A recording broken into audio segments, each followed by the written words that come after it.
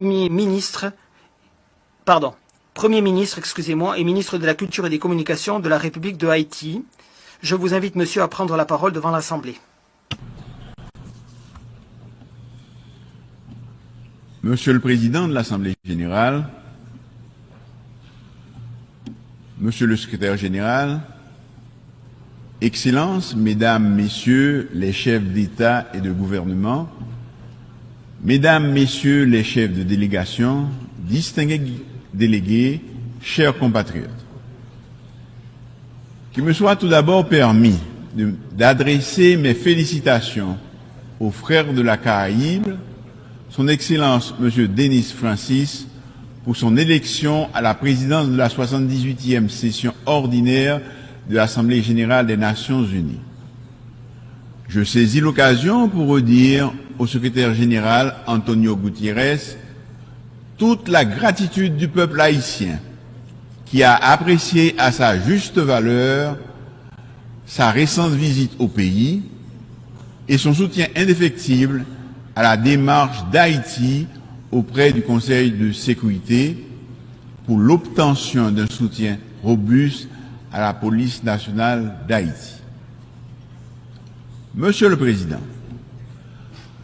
je me félicite du thème choisi pour guider nos interventions au cours de cette session. Rétablir la confiance et raviver la solidarité mondiale, accélérer l'action menée pour réaliser le programme 2030 et ses objectifs de développement durable en faveur de la paix, de la prospérité, du progrès et de la durabilité pour tout le monde. Il nous incombe d'examiner et de proposer des solutions aux principaux défis mondiaux susceptibles de faire progresser la paix, la sécurité et le développement durable. En effet, il est difficile de concevoir le développement sans la paix et la sécurité. Il faut faire preuve de solidarité et de détermination pour relever ces défis.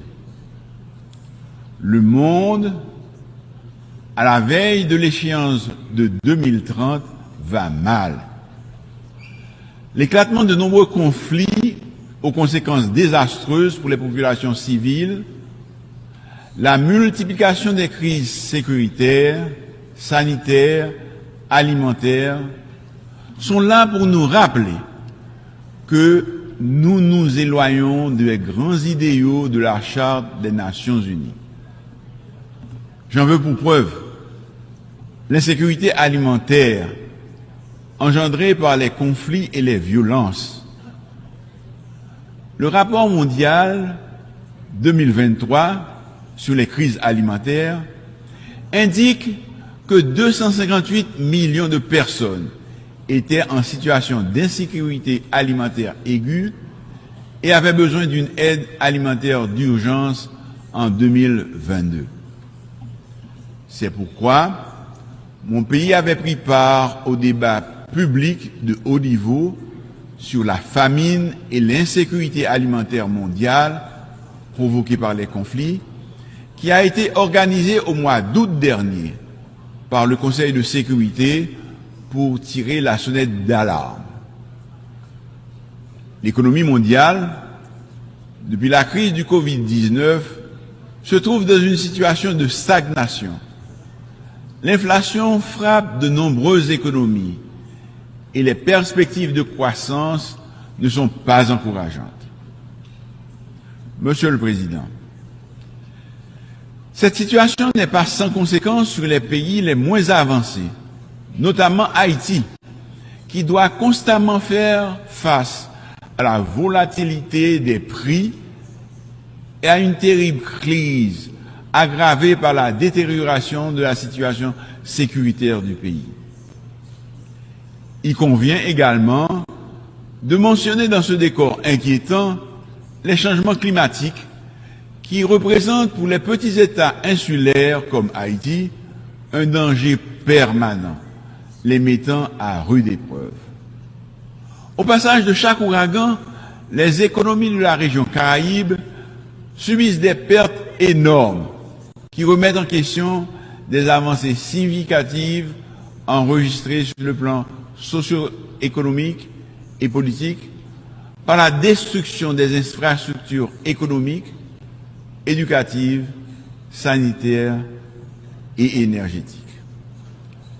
Cette exception m'offre l'occasion, en ma qualité de chef de gouvernement d'Haïti, d'exposer la situation du pays, plongé dans une crise profonde depuis des années, à laquelle je m'évertue à trouver des réponses concrètes et durables. C'est une crise structurelle et multidimensionnelle qui a impacté nos institutions et qui empêche le développement économique et le progrès social. Elle a atteint aujourd'hui sa phase critique avec la dégradation de la situation sécuritaire, où la population subit quotidiennement les attaques violentes des gangs armés qui contrôlent plusieurs quartiers de la capitale et de certaines villes de province. Ils assassinent, incendient, pillent, violent, violentent, avec une rare cruauté. Ils chassent les habitants de leurs maisons, bloquent les routes et contraignent les écoles, les hôpitaux et les commerces à fermer leurs portes. La détérioration de la situation sécuritaire ces dernières semaines a engendré une nouvelle crise humanitaire avec des déplacés qui occupent de façon spontanée plusieurs sites pour échapper à la violence des gangs. Plus de 25 écoles de la capitale sont investies par des déplacés internes, estimés à plus de 16 500. Ils font face à de graves difficultés et vivent dans des conditions infrahumaines. La menace sanitaire est aussi présente avec des cas de choléra signalés dans certains sites, ce qui augmente le risque de transmission et pose un vrai problème de santé publique pour la population. Les abus, les violations systématiques des droits de l'homme causées par la violence des gangs compromettent la paix, la stabilité et la sécurité du pays et de la région. Les enlèvements contre rançon, les pillages, les incendies, les récents massacres, la violence sexuelle et sexiste, le trafic d'organes, la traite des personnes, les homicides, les exécutions extrajudiciaires, le recrutement d'enfants soldats, les blocages des routes principales constituent une liste non exhaustive des crimes perpétrés par les gangs armés. Il en résulte de graves conséquences telles que la mauvaise performance de l'économie qui a enregistré 5 années de contraction avec un taux de croissance négatif et une inflation élevée de près de 40%. De surcroît, la crise humanitaire s'accentue. Selon les estimations, 4,9 millions de compatriotes se trouvent dans l'insécurité alimentaire. C'est à peu près la moitié de la population qui vit en dessous du seuil de pauvreté avec moins de 2 dollars américains par jour. Monsieur le Président, nous ne sommes pas là pour accabler ou justifier le passé.